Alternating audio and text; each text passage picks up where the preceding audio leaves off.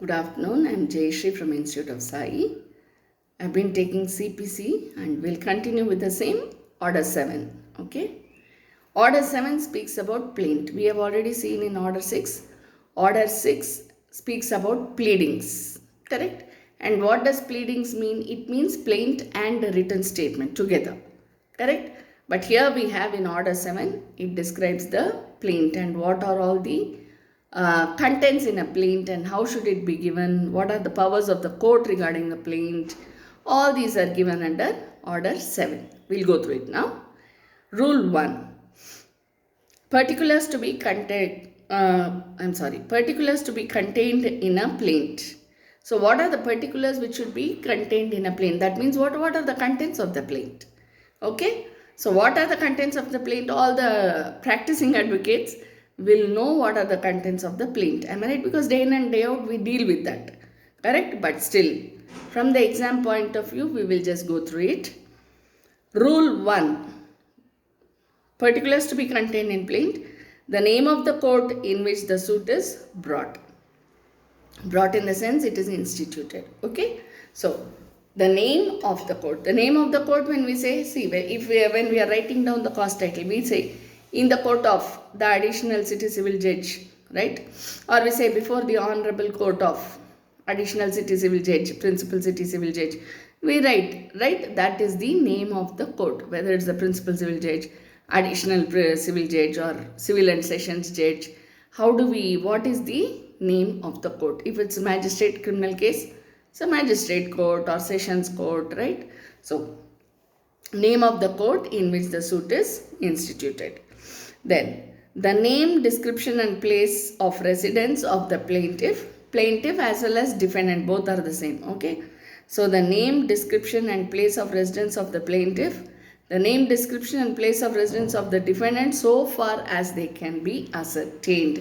Please underline as they can be ascertained. Why is it so? Because we will only know the last known address of the defendant, right?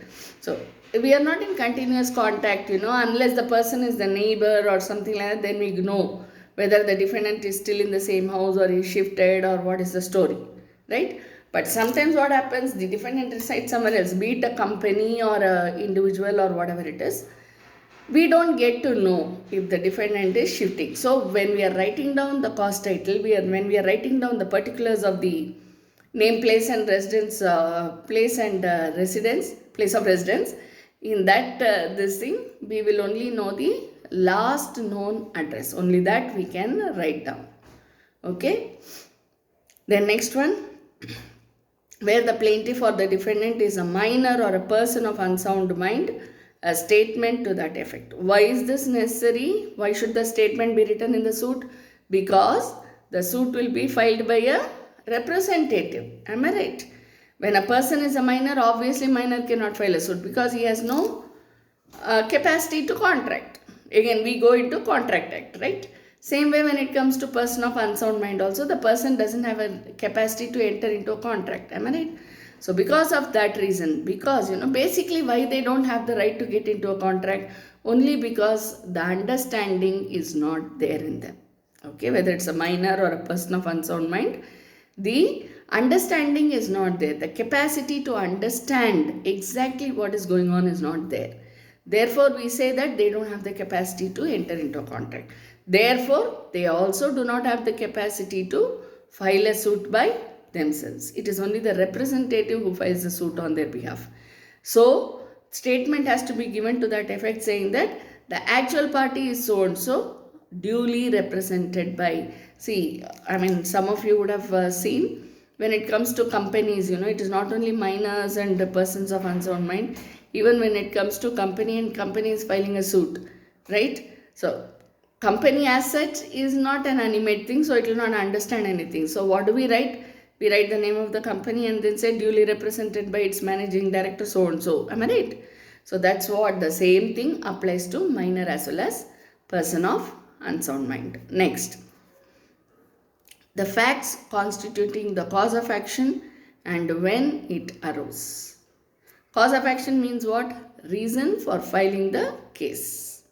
Cause means reason, right? Action, what's the action? Filing the suit. So cause of action means reason for filing the suit. So we have to write down exactly what happened, when it happened, how it happened, all this, between whom it happened, why it happened, what's the background of the facts. I mean the cause of action, right? So we have to write down all the facts and what is the cause of action, as well as when did the cause of action arise. Why you should write when did the cause of action arise? Because of Limitation Act. There is no other reason, right? So because of Limitation Act, we have to write when the cause of action arose. The facts showing that the court has jurisdiction. This is very important. Am I right? Why? Because sometimes what happens, if the judgment is given by a court which doesn't have jurisdiction, judgment becomes invalid. Sometimes the judgment is taken to be valid, but again, the judgment is passed by a jurisdictional court. Sometimes what happens, because the court doesn't have jurisdiction, the case gets dismissed and it has to be filed before the jurisdictional court, right? So we have read it in Evidence Act. It's already there in Evidence Act. So you can please go through that also, so that when it comes to answering in total, okay, or maybe when you are facing the viva, all these will help out, okay. Then, so facts showing that the court has jurisdiction. So we have to write a sentence saying that so and so court has jurisdiction, right? Then jurisdiction means what? The capacity, the power to conduct the proceedings. The relief which the plaintiff claims has to be written down, so that the jurisdiction can be decided. Clear? See, once the relief is, we get to know what is the relief which is claimed for, we know which jurisdiction of the court we have to approach. Number one.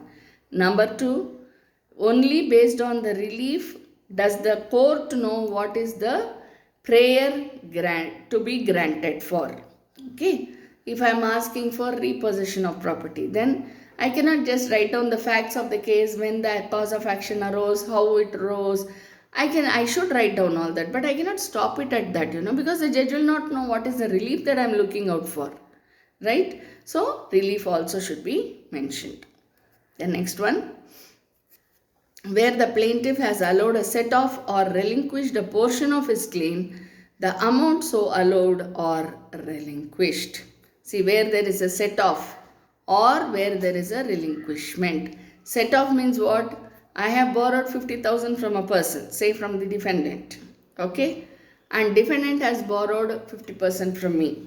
50,000 from me, okay. Then obviously it is like we have a set off. I have to pay him 50,000, he has to pay me 50,000. It's a set off. So there cannot be a case. But always it is not necessary that the amount shall be equal. Am I right? If I have taken 50,000 and the defendant has taken 70,000 from me, he still owes me 20,000, right? So that has to be written down in the plaint. I gave him a total of 70,000, okay, and I am due to him for 50,000. Therefore, he has to pay me 20,000. Therefore, this suit, okay. So that is one where it can be set off. So that 50,000 will be set off from the 70,000. Where it has been relinquished, a portion of the particular amount has been relinquished. Relinquish means what? I have waived it off. I don't want it. Okay. So where I have relinquished, see, this applies to property also. Where I have relinquished my right over the property, I cannot go around filing a case saying that, oh, my sisters, my brothers, my uncles, my aunts, they haven't given me any property. Why? Because I have already relinquished, and relinquishment is something which is taken to be voluntary in nature. Right? So, whatever amount I have relinquished, that I cannot ask for. Clear? Then next we go to Rule 2. In money suits.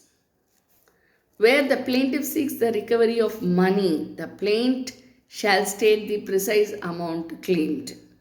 Okay? Precise amount claimed, okay, but what all can be included in the precise amount claimed?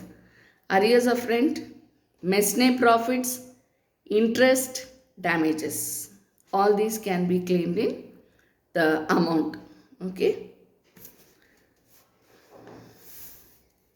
That's what. But where the plaintiff sues for mesne profits or amount which will be found due to him on taking unsettled accounts between him and the defendant, or for movables in possession of the defendant, or for debts which the value cannot be ascertained after the exercise of reasonable jurisdiction, the plaintiff shall state approximately the amount or value. Okay, so here we have a provision. Wherever there is an amount due, we have to write down the exact amount due. Be it arrears of rent, or be it mesne profits, or the interest, anything, we have to write down the exact amount which is due to us. But where it cannot be ascertained, even though I have calculated everything, okay, I have calculated everything, but I am unable to arrive at a particular amount for the same. Okay, maybe because it is, just the amount is going up and down or something like that, in that case, obviously I cannot arrive at a particular amount. In that case, approximate amount should be written down. Okay. Then next, rule 3, where the subject matter of the suit is immovable property. Where the subject matter of the suit is immovable property, the plaintiff shall contain a description of the property. We write down, am I right? When we are writing down the suit, when we are drafting the suit, we write down all the facts of the case, cause of action, everything, and towards the end we write schedule of the premises, right? So it is known as suit schedule premises. Am I right? So that has to be written. The schedule has to be written down. Okay, that means what? When we say schedule, all the details about the property has to be written down.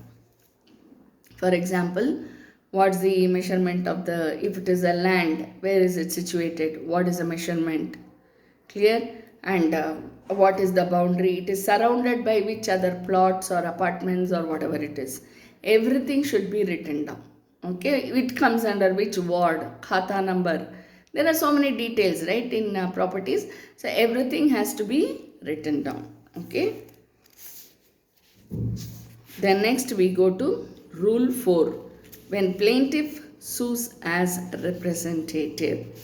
Where the plaintiff sues in a representative character, the plaintiff should show not only that he has an actual existing interest in the subject matter, but that he has taken the steps, if any, necessary to enable him to institute a suit concerning it. Okay. So where it is a representative, see, the plaintiff is the actual party, but he is doing it in a representative manner.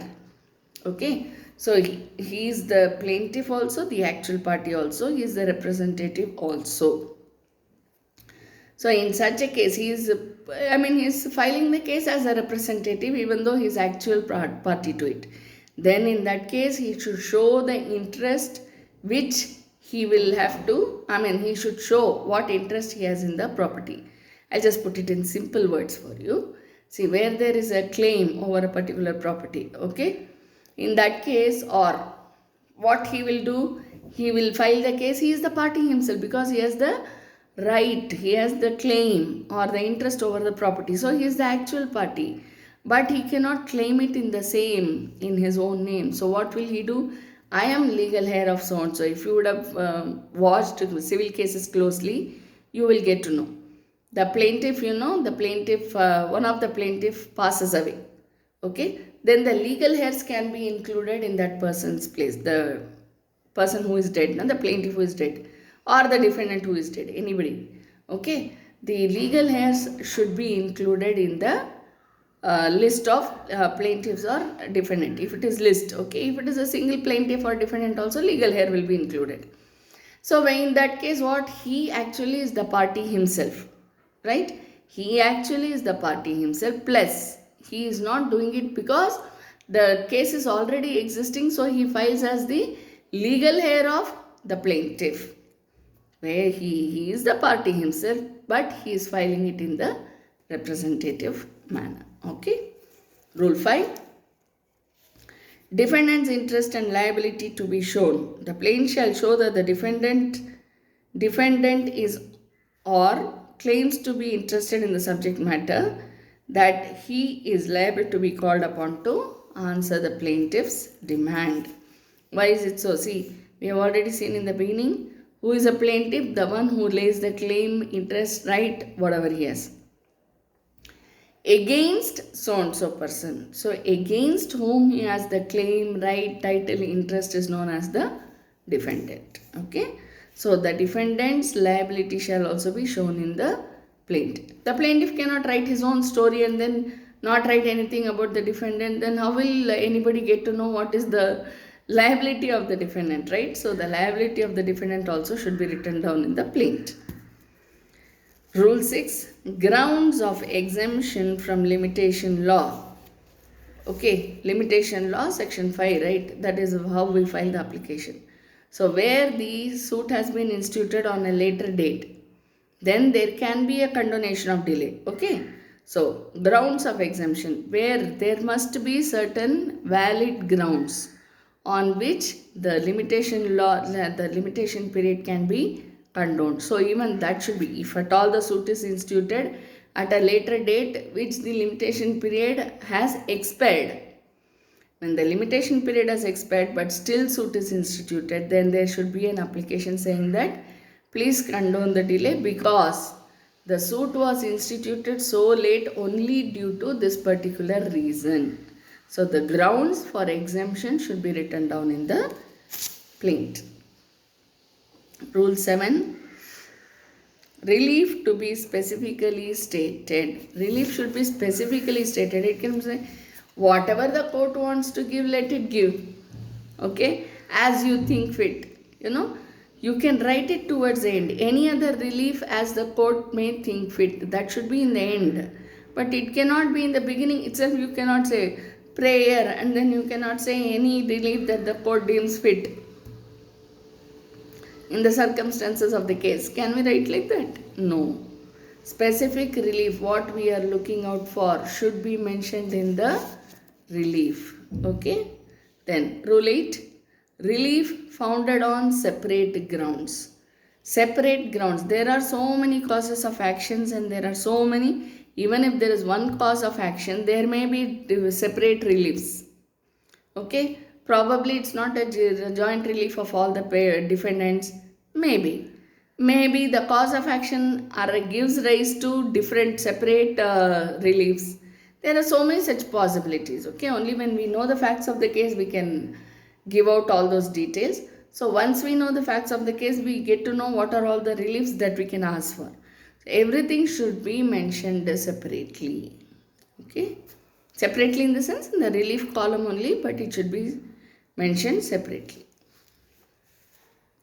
Rule 9, procedure on admitting plaint.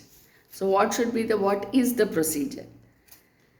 When the court orders that the summons be served on the defendants in the manner provided in Order 5 Rule 9, it will direct the plaintiff to present as many copies of the plaint or on plain paper as there are defendants within 7 days from the date of such order. So once we institute the suit, the court will look into the facts of the case and then admit the case into its register, its files.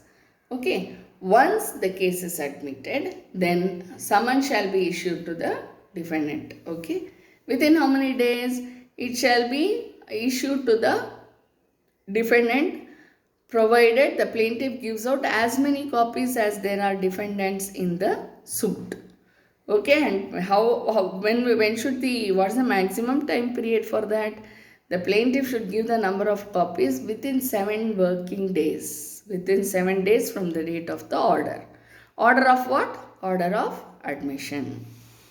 Usually what we do, we know how many defendants are there. So what we do, we already affix, we already annex, we attach. Okay, in simple terms, we keep everything, we keep the number of copies already when we are instituting the suit. Clear? So if it is not there, then we have to give it within 7 days. Then next we go to Rule 10.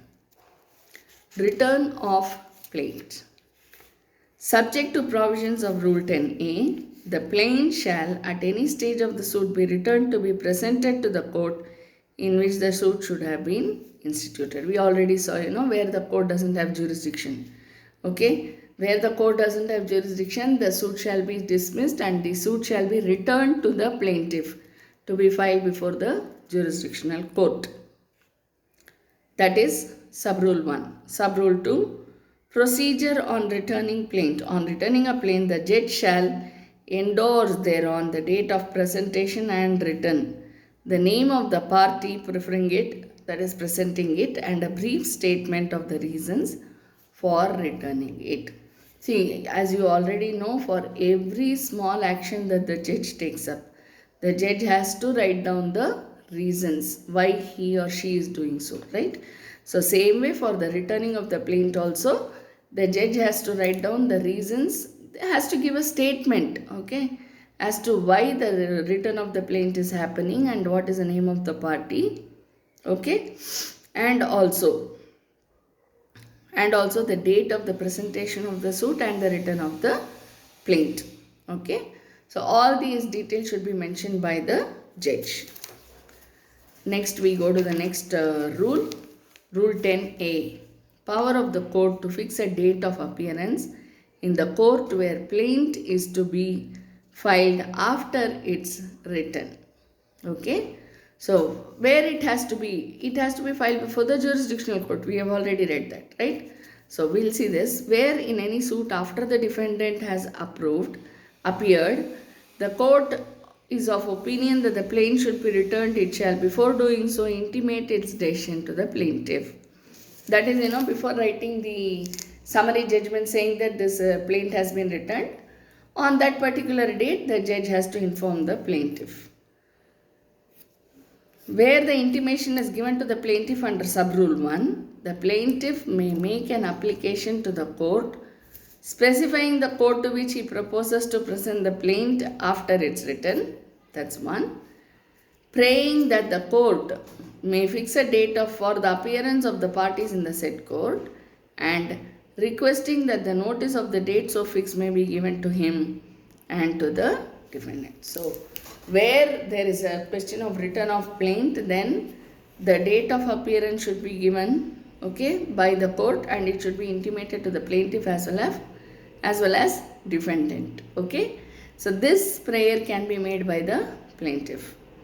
Then sub-rule 3, where an application is made by the plaintiff under sub-rule 2, the court shall, before returning the plaint and notwithstanding that the order for return of plaint was made by it on the ground that it has no jurisdiction to try the suit, fix a date for appearance of the parties in the court on which the plaint is proposed to be presented.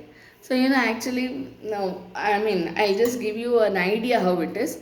The judge will say the plaint has been written due to so and so reason because it doesn't have jurisdiction. It may be presented before the jurisdictional court within a period of 30 days, within a period of 12 days. It will not be 12 days, within a period of 30 days. Okay, like that some time may be given by the court. Okay. Fix a date for appearance of the parties in the court in which the plaint is proposed to be presented, and to give to the plaintiff and defendant notice of such date. Again, we go back to the same thing. Am I right? Defendant and plaintiff should be known. They should be given an information about the date which has been fixed. How will it be done? As I told you now. Okay, we go to 10B. Power of appellate court to transfer suit to the proper court. Where the case has been instituted in the court which doesn't have jurisdiction, the court, either of the parties may apply, okay, may file an application saying that the court doesn't have jurisdiction, so please transfer the case to so and so. In that case, the appellate court, not necessarily high court. You should always remember that, because usually when we say appellate court, immediately the thought comes that it is only the high court. Not necessary, it depends upon where the suit has been instituted. Depending on that, go to the higher court. Okay. So the appellate court shall give an order after looking through the facts of the case. Okay, we call it as appraising the facts of the case. After appraising the facts of the case, the court shall determine which court has the jurisdiction and it shall be duly transferred. but it shall be on the application of the parties. Okay. Subrule 2. The direction made by the court under Subrule 1 shall be without any prejudice to the rights of the parties to question the jurisdiction of court in which the plaintiff is filed to try the suit. So, either party can question the court as to why it has been transferred. So, objection is always there. Am I right? Then, next we go to Rule 11. Rejection of plaint. The plaint shall be rejected in the following cases. Previously what we saw, returning of the plaint. Correct. Now we are seeing the rejection of plaint. On what grounds? Where it does not disclose a cause of action, where there is no cause of action. Maybe it is there, but it has not been mentioned in the plaint. Okay. Where the relief claimed is undervalued and the plaintiff, on being required by the court, has not followed it. Okay, within a time to be fixed by the court, fails to do so. Where it has, see, we have to pay court fees. Am I right? It has to be as per the standard valuations. But if the suit has been undervalued and the plaintiff does not make good the balance payment, even then the plaint can be rejected for want of court fees.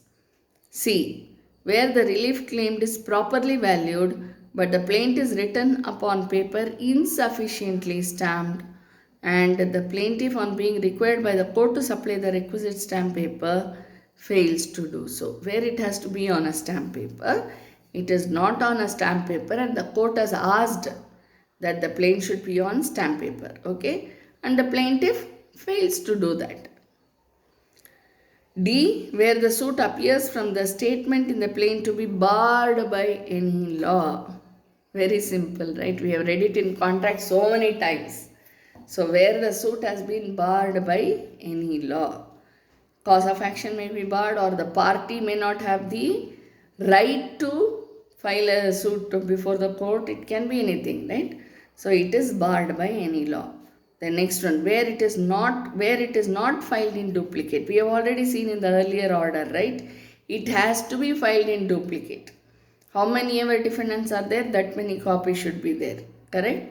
And even otherwise, at least one copy should be there in duplicate. Otherwise, it can be rejected. Where the plaintiff fails to comply with the provisions of Rule 9. What does Rule 9 say?